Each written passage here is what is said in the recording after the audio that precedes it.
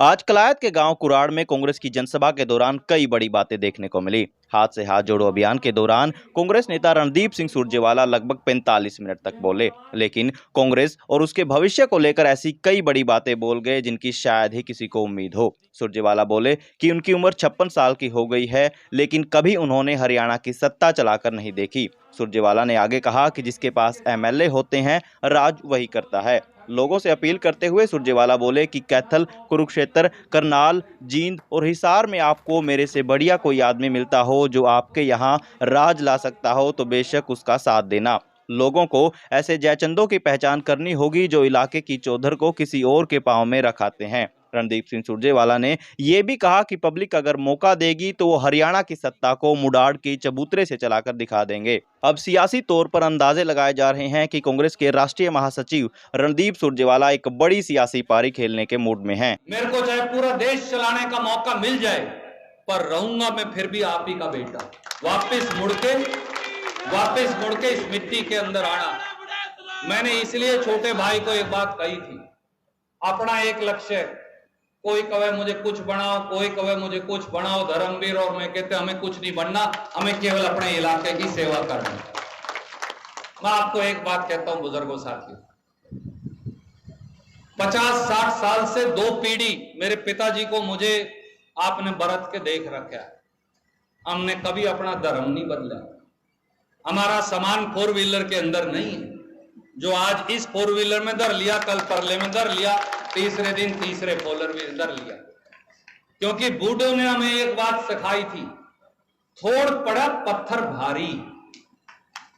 आदमी एक जगह रहेगा, और यही कारण था कि जब फैसला कर लिया कि चौधरी तेजिंदर पाल मान को ही कांग्रेस की टिकट मिलेगी, तो कांग्रेस पार्टी ने उन्हें टिकट दी। आपके सामने जिताना हराना लोगों की मर्जी है, भगवान वो है।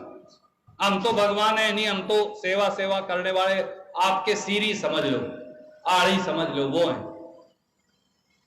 और जब ये फैसला कर लिया कि जब उनका स्वर्गवास हो गया, उनका बेटे बॉबी मान को मिलेगी, तो बॉबी मान को कांग्रेस पार्टी ने टिकट दी।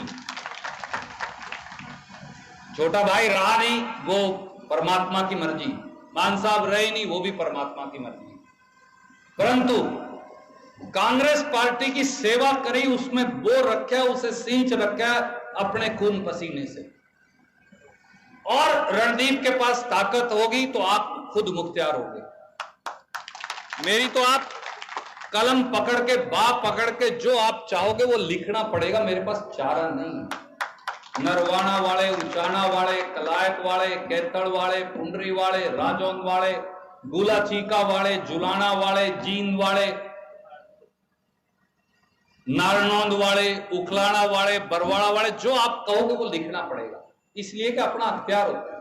बूढ़ों ने 1 मिनट में सिर पे हाथ रखा, पगड़ी गिल साहब ने मेरे सर पे रखी, इसलिए कि अपना मारे छा में गेड़ा, अपना आदमी सबको पसंद आता है। 2 तरह के लोग आज इस इलाके में, एक आपकी पगड़ी कड़ियां और रखवाना चाहते हैं, उसके बाद फिर गुलामी करनी पड़ेगी। एक हम सारे भाई खड़े, हम आपकी पगड़ी आपके सिर पे रखना चाहते हैं। फैसला आपको करना। मैं आपको एक बात कहता हूं, जो चीज आदमी बन सकता है वो सारी चीज बहुत नौजवान उम्र से आपके आशीर्वाद से, चाहे वो नरवाना में चुनाव लड़ा, चाहे वो कैथल में चुनाव लड़ा, आपके आशीर्वाद से मैं सारी चीज बन लिया। दिल्ली से लेके, कर्नाटक से लेके, जम्मू कश्मीर से लेके, उत्तर प्रदेश से लेके, और पंजाब, हरियाणा, हिमाचल तक, राम के तो कोई पैड़ी लगा नहीं सकता। केवल और केवल हरियाणा की सत्ता चला के देखनी है, वो अभी नहीं देख पाए।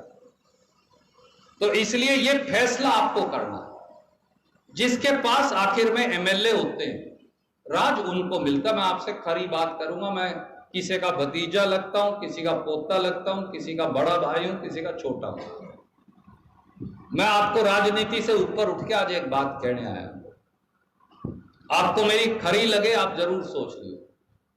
अपने इन दोनों तीनों जिलों के अंदर कुरुक्षेत्र करनाल से लेके और जींद तक और इधर हिसार तक कोई और आदमी हो मेरे से बढ़िया हो, आपके राज ले आ सकता हो, उसकी मदद करो, मुझे कोई एतराज नहीं, मैं तो और बाट देख लूंगा। और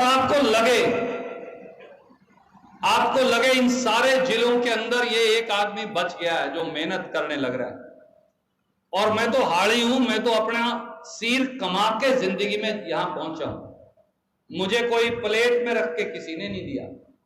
आप याद करो 1993 से 1987-88 से संघर्ष करने लग रहा हूं, 2023 हो गई, 25 साल की उम्र में काम शुरू किया था, 56 साल का हो गया, आधी जिंदगी लगा के तब यहां तक पहुंच पाया। मैं आपको एक बात कह सकता हूं, अगर आपको राज रणदीप भी लाके नहीं दे सकता और कोई राज लेके नहीं आएगा आपके, और बगैर राज माफ करना तारा काम नहीं चल रहा। एमएलए तो आपने बहुत बना लिए, एमएलए बना के तो आपने दूसरे हलकों तक भी भेज दिए, एमपी आपने बतेरे बना लिए, वजीर आपने बहुत बना लिए। एमपी एमएलए वजीर में अगर कलायत वालों का, जींद वालों का, कैथल वालों का, नरवाना वालों का, जुलाना सपीतो वालों का तारा काम चलता तो चाल लेता, लोड नहीं थी उनमें से किसी की। एमपी एमएलए वजीर आप बहुत बना चुके, तारी कलम से, तारी कोख से पैदा कर देते हो आप, खड़े खड़े पैदा कर देते हो आप एमपी एमएलए वजीर, उनसे आपका काम नहीं चल रहा। आपको चाहिए हरियाणा के राज को आपकी ड्योढ़ी पर लाने वाला आदमी। व्यक्तिगत स्वार्थ भी हो सकता आदमी का, कोई बात नहीं, हर आदमी आगे बढ़ना चाहता है, परंतु मैं आपको एक बात कह रहा हूं, इसलिए ये पगड़ी आपके सिर पे रहनी चाहिए। जो दूसरों के सिर पे आपकी पगड़ी रखना चाहता है वो आपको राज नहीं लेकर आएगा, वो तो खुद का स्वाद लेगा, पार जाएगा। रणदीप ने कभी स्वाद लेकर पार नहीं गया, और इसलिए मैं आपको ये कहता हूं, मेरे बड़े बुजुर्गों, मेरे काका ताऊ, मेरे भाइयों, आज राजनीति से ऊपर उठ के ये समझ लीजिए, जिस दिन जींद, कैथल, कुरुक्षेत्र, करनाल, ये पूरा इलाका, हिसार का इलाका आपके अजीज के कहने से, बाकी तो कोई कमी नहीं, जहां तक मैं पहुंचा हूं, मैं तो कल्ला एमएलए बन जाऊं, अपनी काबिलियत से आगे चले जाता हूं। ये तो नहीं है कि मेरे साथ कोई 10-20 एमएलए थे जिन्होंने मुझे आगे पहुंचा दिया। एमएलए तो जनाब 90 बने, चट्टा साहब भी तो एमएलए था, मेरे से घणी बार बन लिया फालतू, परंतु जब बनने की बारी आती तो पार्टी मुझे उनसे ऊपर बनाती है। उसकी उम्र तो मेरे पिताजी से भी बड़ी है, उन्हें क्यों नहीं बना दी? इसलिए कल्ला एमएलए बनने से नहीं काम चलता, बंदे के अंदर भी अपनी काबिलियत होनी चाहिए, जो अपना धक्का लगा के आगे लाइन में खड़ा हो जाए, उसके बगैर काम नहीं चलता। एमएलए तो बतेरे बने हुए, एमएलए तो आज भी बने हुए हैं, पड़ोस में भी बने हो, उससे आगे भी बने हो, उससे आगे भी बने हो, फिर उनको राज तो कौन क्या रहा। तो इसलिए कुछ लोग हैं जो जयचंद की तरह अपने इलाके की पगड़ी दूसरी जगह रख के आना चाहते हैं। हम पद से ज्यादा अपने इलाके की तस्वीर बदलना चाहते हैं। और मैं आपको इसलिए एक बात कहता हूं, जिस दिन अपने ये दोनों, तीनों, चारों, पांचों जिले कांग्रेस पार्टी के एमएलए रणदीप के कहने से बनाने लग जाएंगे, उस दिन इस इलाके की ड्योढ़ी के ऊपर आपके दरवाजे पे हरियाणा का राज में यहीं अपनी तिहाई के अंदर कुराड़ की यहां लाके खड़ा कर देंगे। मडाड की चौपाड़ के ऊपर से हरियाणा का राज चला के दिखा दूंगा। आज शाम को जब आप ईश्वर को हाजिर नाजर मान के, जब शाम को 100 रोटी खाने के बाद आदमी परमात्मा का नाम ले ही लेता है, परमात्मा दिन के लिए उसको धन्यवाद कर ही देता है, तो शाम को जरा ये बात जरूर सोच लीजिएगा। और एक आखिरी बात कह के मेरी बात को विराम दूंगा। हे मेरे बुजुर्गों, नौजवान साथियों, माताओं, बहनों, भाइयों, 2 बात जान लीजिए। एक तो बोलना सीख लीजिए, एक दुश्मन को पहचान लीजिए। चौधरी छोटू राम जी ने एक बार बात कही थी, चौधरी चरण सिंह जी ने कही थी, बाबा साहब अंबेडकर ने भी कही थी, आज फिर मैं आपको कहता हूं, आपका अपना कौन है, आपका पराया कौन है। आपके बालकों तक, आप तक, आपके खेत खलिहान तक राज लिया कौन सकता है, और उस राज में अड़चन कौन बना खड़ा है। ये बात आप पहचान लीजिए, बाकी बात आपके अजीज पर छोड़ दीजिए। मैं इनका रुका रखा है, रुकता नहीं हूं, आपको पता है। मेरा टाबर मुझे रोक सकता, टाबर से बाहर नहीं मुझे आज तक कोई भी रोक पाया। ये 30 साल का रणदीप का भी रिकॉर्ड है। वो एक किसान वाली बात है जो मैं बताया करता हूं, वो कह के मेरी बागवानी को विराम दूंगा। एक जमींदार ने शिव जी की, बाबा जी की, जैसे अपने ये बिदक्यार वाला तालाब है उसकी बहुत पूजा करी। यहां भी कहते हैं शिव जी प्रकट होया था तभी पानी आया अपने सारे इलाके में। शिव जी प्रकट हो गया, उसने कहा बोल बाबा क्या मांगता है। अब जमींदार को क्या चाहिए, उसकी फसल के 2 दाने ठीक हो जाए, उसको क्या मेरा था, बाबा शिव बाबा खुद ही प्रकट हो जाएगा।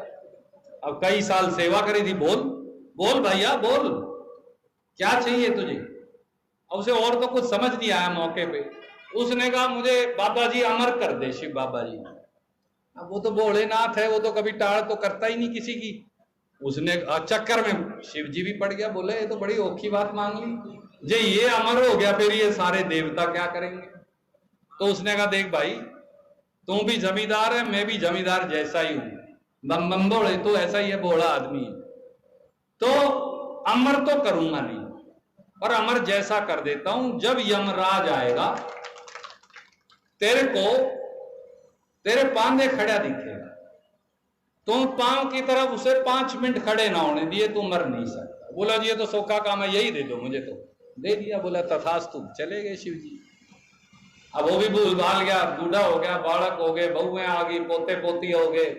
एक दिन पड़ा टोली पे हुक्का पीने लग रहा, तो आ गया यमराज। अब उसको तो वरदान था, उसको यमराज दिखा, उसने कहा यमराज भाई महाराज मैं आ गया हूं, तेरे ऊपर वरदान है, मैं खड़ा हूं, तुझे लेने आया हूं।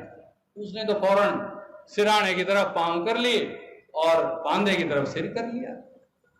वो यमराज चक्कर काट के पराने आ गया, फिर पराने उसने फिर पांव परन कर लिए। वो यमराज वहां, उसने 10-20 जब चक्कर काट लिए, बहू सामने वाले कमरे में रोटी पोरी थी, अगले कमरे में।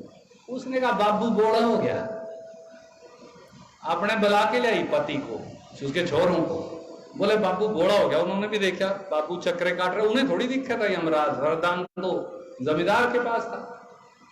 बोले हाँ भाई बावड़ा हो गया, इसको ऐसा करते हैं रस्सी से जोड़ देते हैं। उसने बड़ा कहा बेटी चोद ना मरवाओ, ये आ रहे हो, ये ले जाएगा मुझे। बोले अच्छा इसको गणा दिखे, इसकी तो नजर भी कमजोर रही, चश्मा लग रहा, अब मैं दिखता नहीं, उन पागल हो गया, इस करके बावड़ा हो गया, इस करके करने लग रहा। उसको उन्होंने रस्सी से खटोली पे जोड़ दिया।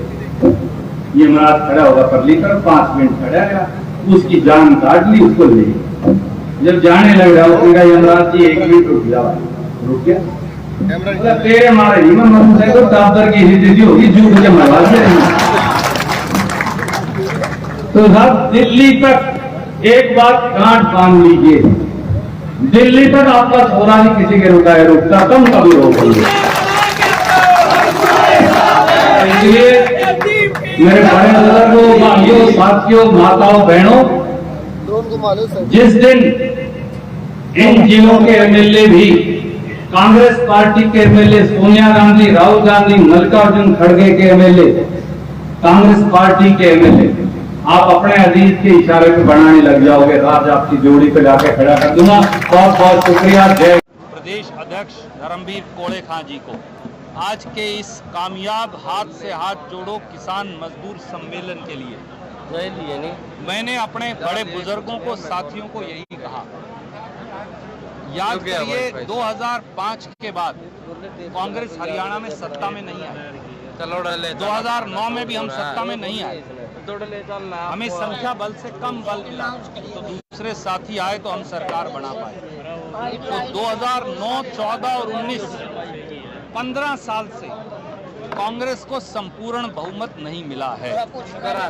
जब तक और जब जींद और कैथल जिले ने और कुरुक्षेत्र जिले ने और हिसार जिले ने कांग्रेस पार्टी को संपूर्ण बहुमत दिया तो कांग्रेस की सरकार बनी। और जब जींद में, कैथल में, कलायत में, कुरुक्षेत्र में, पानीपत में, अम्बाड़ा, यमुनानगर में, हिसार में कांग्रेस हार गई तो कभी कांग्रेस की सरकार नहीं बनी, चाहे दूसरे जिलों से सारे एमएलए भी आ गए। और मैंने इसलिए यही कहा हमारा ये इलाका राजनीतिक सत्ता, राजनीतिक महत्वता, राजनीतिक आकांक्षा, उसकी असीम संभावनाएं इस इलाके के अंदर हैं और हम वो सब तलाश भी रहे हैं, तराश भी रहे हैं।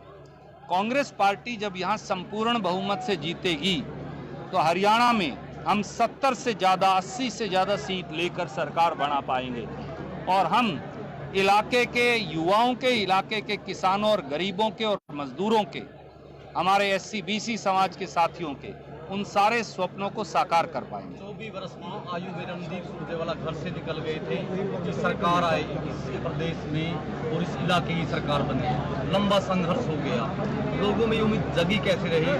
जैसे आपने बताया कि 15 वर्ष से अधिक समय से तो आप सत्ता से दूर हैं, और जयचंदों की पहचान कैसे? देखिए, लोग भगवान हैं और जो ये कहते हैं कि BA MA या PhD की डिग्री जरूरी है, मैं नहीं मानता।